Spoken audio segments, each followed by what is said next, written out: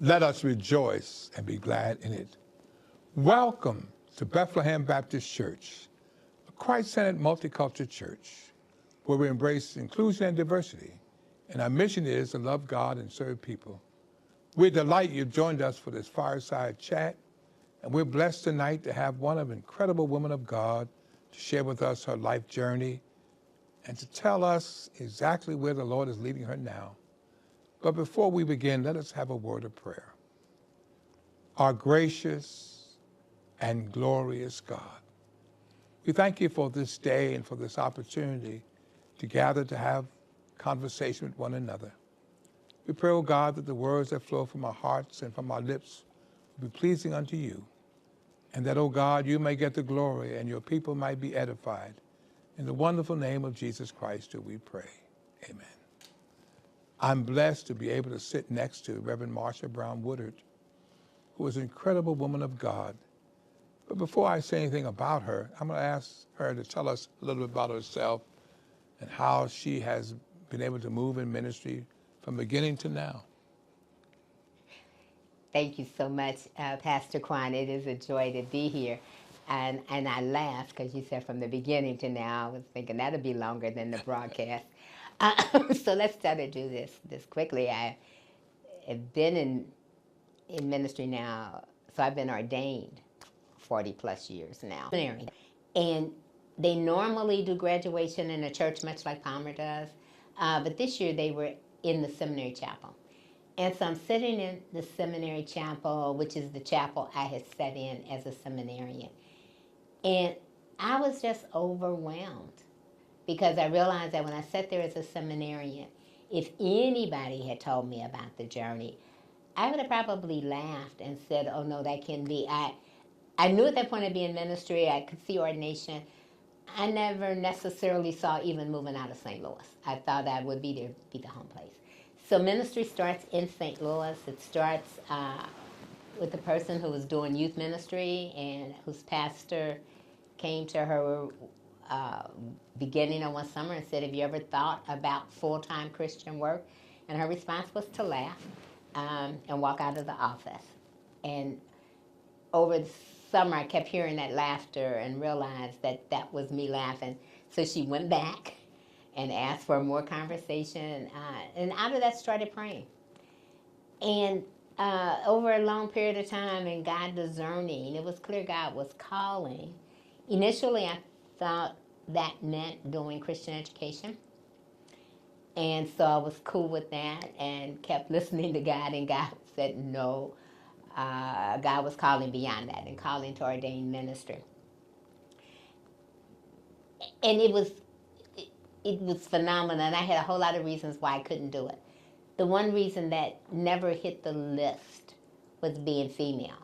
And people look at that, but it didn't. And I didn't think my femaleness would keep me from doing it. I thought that maybe some of my lifestyle wouldn't, some things I was doing. I could do a whole litany of other things. And so one of the things that I have been blessed with, that is not every woman's story, but at the beginning of my journey, I had support. I was in a supportive congregation. I had a supportive pastor. I went to seminary. I was in a seminary that was supportive.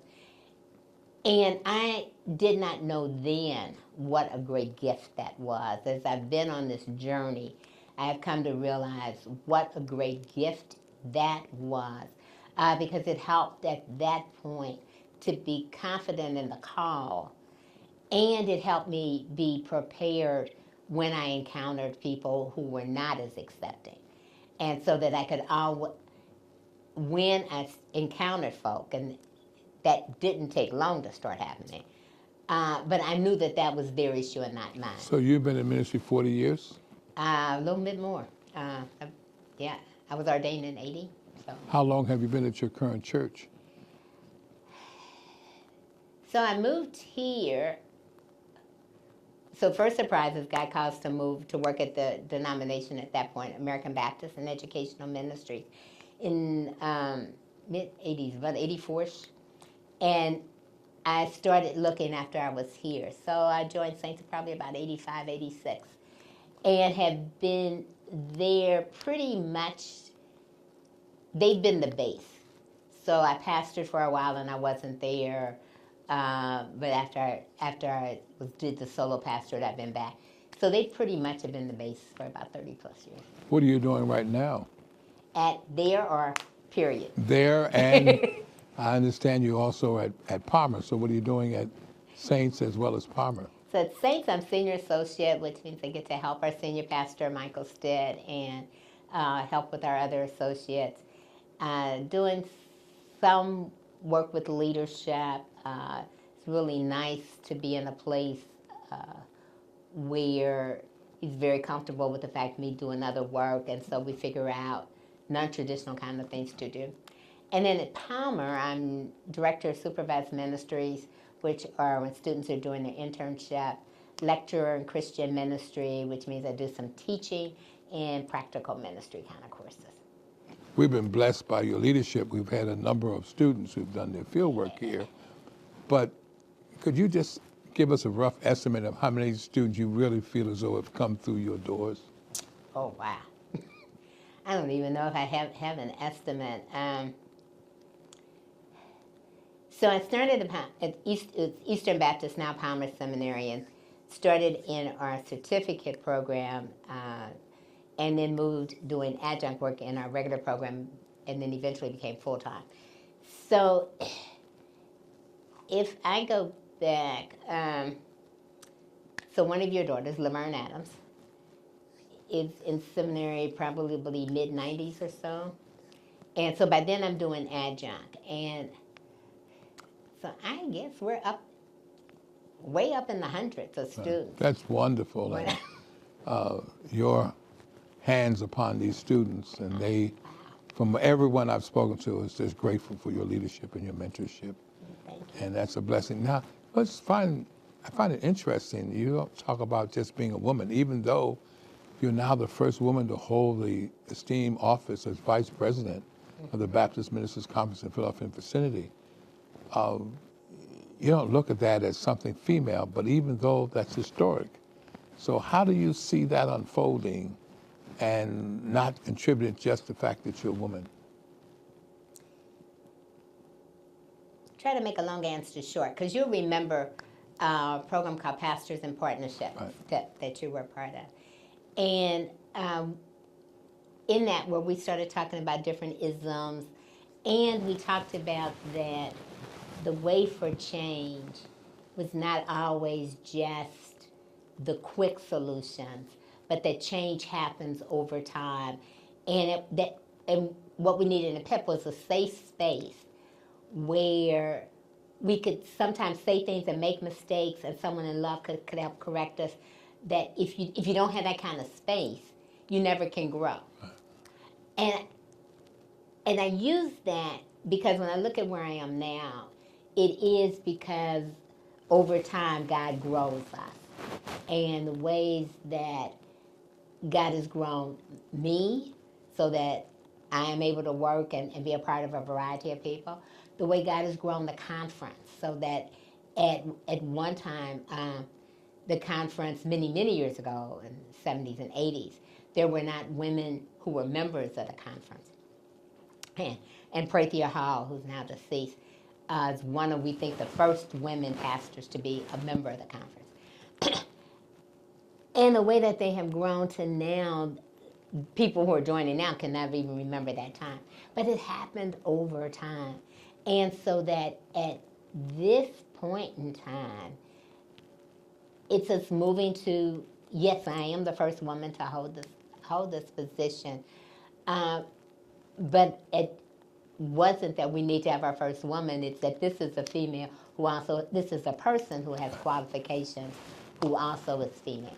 So it's the working as a part. I've been in other offices. I've been secretary, and interestingly, I think I'm probably if not the first, only maybe the second female to be secretary. So often people think of secretaries being women, but in that organization, because it was all male, the secretaries had been male at the time. So it's the wonderful gift of God growing community, and I am blessed to be a part of that journey. And I'm sure they're blessed as well to have you serving in that capacity. I think, again, we talk about qualified. I've been there 35 years, and Reverend Laverne Adams was the first woman that was licensed by this church, and up until that time, there was no women licensed. And consequently, over the years, we've had a number of gifted women who have come by this way, and even in terms of preaching, one time there's only women who become the preachers on Women's Day, those kind of things. But, we have moved, and now we also have women deacons. And that was also somewhat of a struggle, same way it was in terms of women in ministry. And I still recognize the honesty that as gifted as many women are, it's like yourself, there's still the opportunities for them to emerge as a pastor is not always available. And many women who now serve as pastors either have started a church or something else has taken place. But when it comes to women as candidates, many congregations are still reluctant to include them. Would you agree with that? It is still true. That is still true. It's fortunately it's changing, but it's still true. And some of the giftedness of that, Pastor Leslie Callahan, who is now at St. Paul's, is helping with that in our area. It's a new pastor up in Plainfield, New Jersey, Dr. Danielle Brown, is in a really sort of almost, I guess, next door to mega kind of level, which her visibility will help others to see it as normal. Another young pastor is out in Indiana, Pastor Janae Pitts Murdoch. It's not Baptist, but she's in the Disciples of Christ, my other hat. But again, it's the same kind of congregation as Shiloh. I believe that that's helping. What's still needed is still basic work at the level with lay people to say this is possible. And in some cases, the work in Constitution. So the other piece that becomes a factor is that people haven't updated their Constitution, and they don't think about updating their Constitution till it's time to do a search, and we know that's not the time to do it. When you look at the gifts that God has given you, what do you feel to be your major gifts?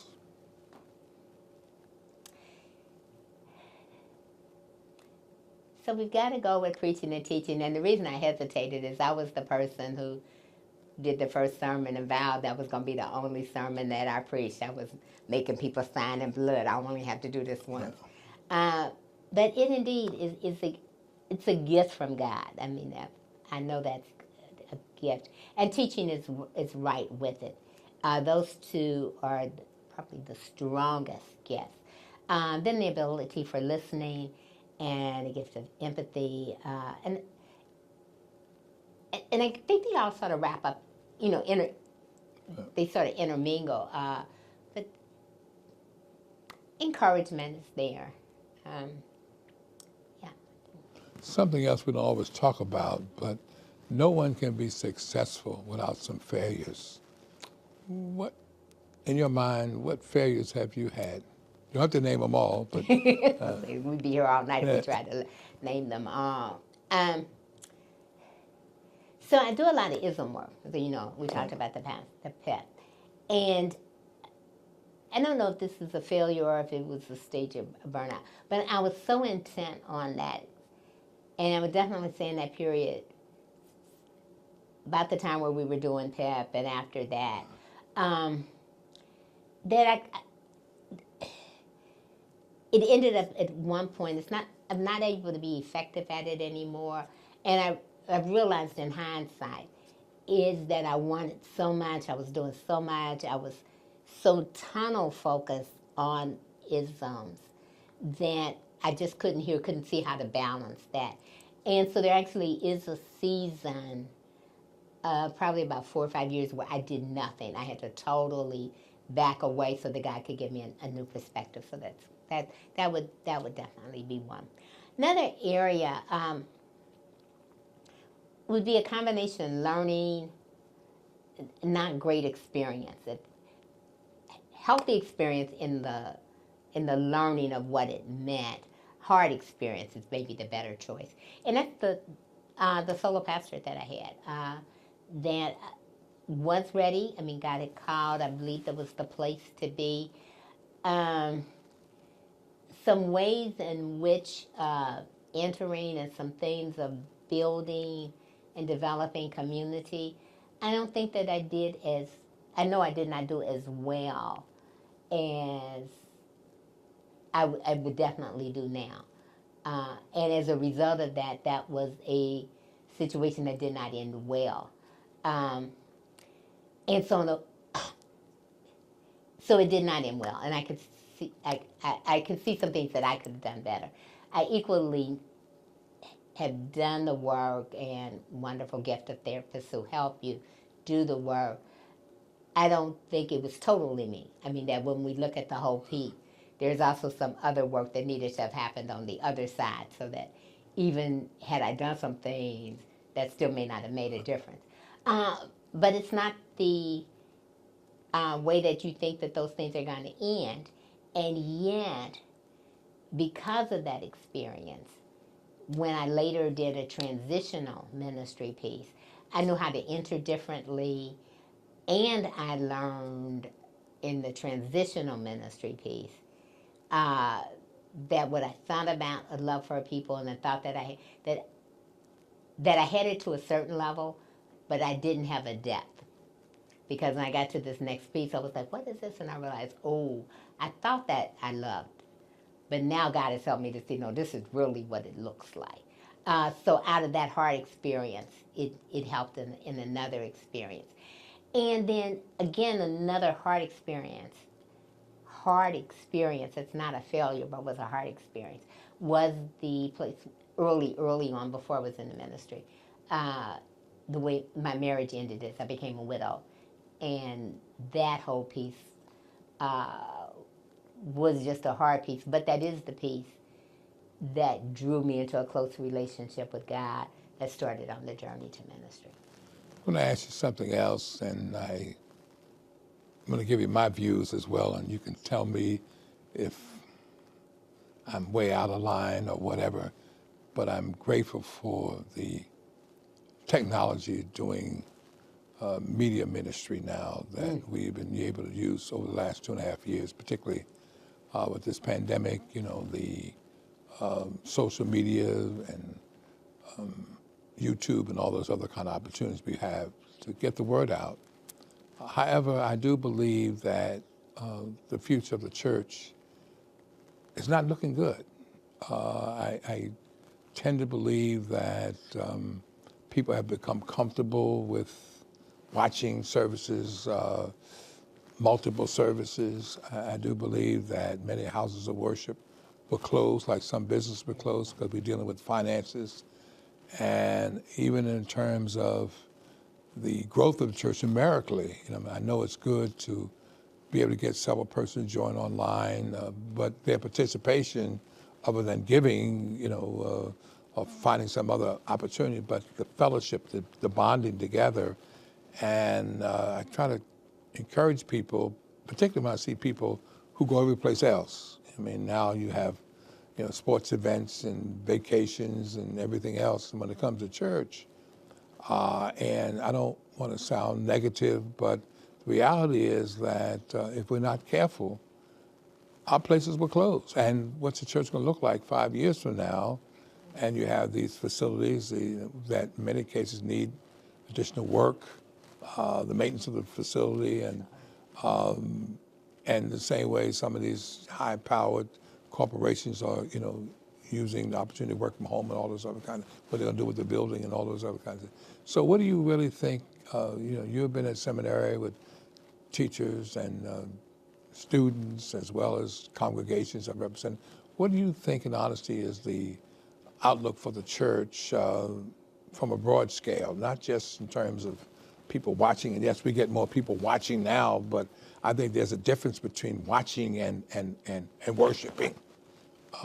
So what is your view? And tell me how wrong I'm off base, and I can cut this part out if you don't want to.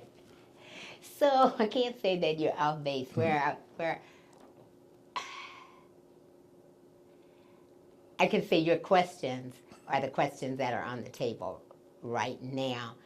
And so I don't have answers. I think those are the very questions uh, that everybody is wrestling with and that we've got to wrestle with. But I believe we're in a place where we're getting to reimagine, re-envision, rethink what is it to be church, and that it won't look like where it was. I still believe that there's hope for where it will be, even if I don't have concrete answers. And Brianna Parker, a woman, does the kind of statistical work that Warner does. And so in one of her phrases is, I still believe in the black church.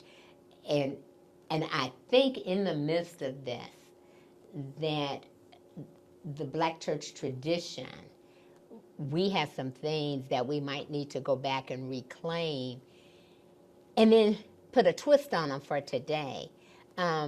Because statistics say that we haven't in some ways been giving ourselves enough credit. So Barna has a report that came out, The Trends in the Black Church, that Brianna collaborated with them on.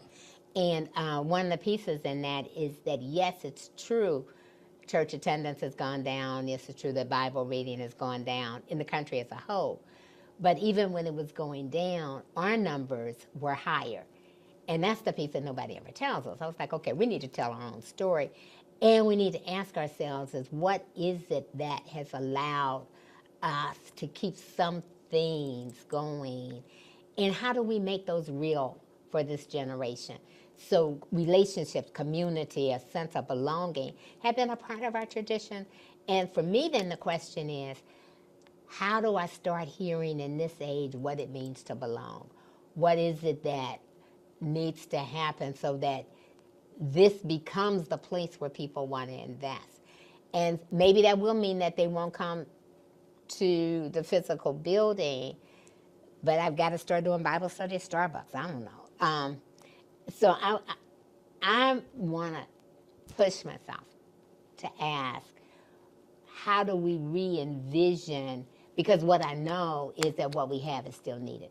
What I know is that people need to feel grounded. What I know is that God makes a difference in your life. What I know is that as a people, the reason we were able to endure is because of faith. And the way things are looking in our world, we need all of that more now than ever. So my way I'm trying to push myself is, how do we re-envision this? So is it really in revisiting or reimagining ministry to do Bible study at Starbucks? You're still in the facility. You're still in the place. If people would come to Starbucks as opposed to coming to a building, then I'm for it.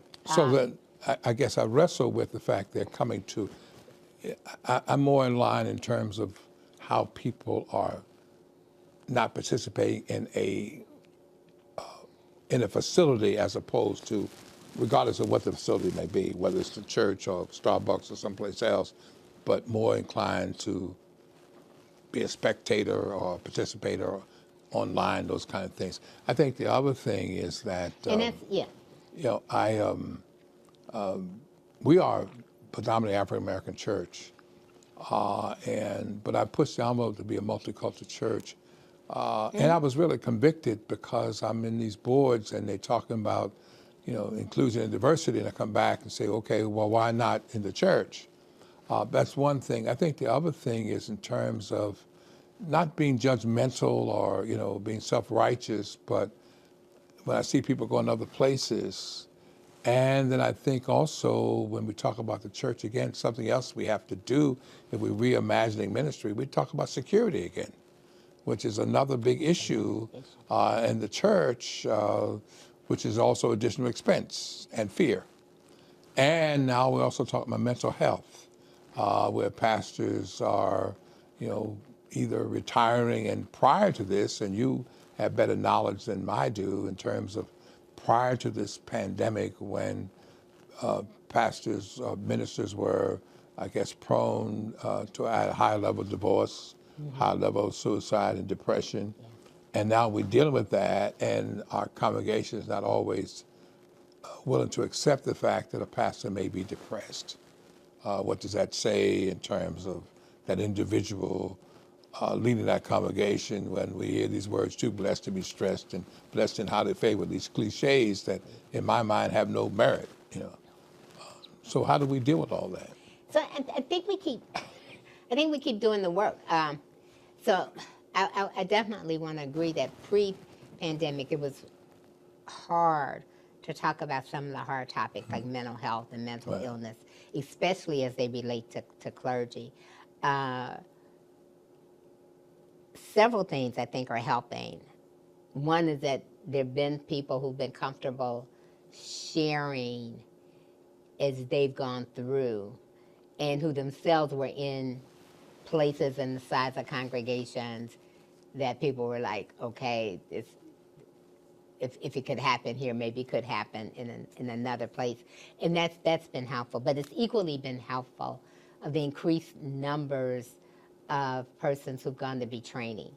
So the number of African Americans who've gone through and are now counselors and are therapists make that an easier transition for people to go to get the help. But what I'm beginning to see, which gets to another point that you make, it makes an easier transition to begin to have workshops, to begin to have opportunities within congregations of why we need to deal with it, that in ways that I had not seen before, I'm seeing congregations offer those kind of workshops, those kind of studies when they're doing conferences. And that I think is important for helping people eventually to hear, and even clergy can need help as well. You talked about inclusion and the congregation being diverse.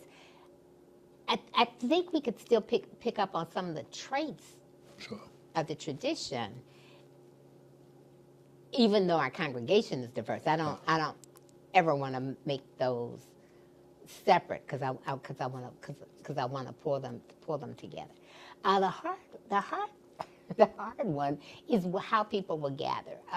So the question I've been asking myself this week is that often pre-pandemic, where people would do a lot of conversing was on the parking lot after church or in the fellowship hall.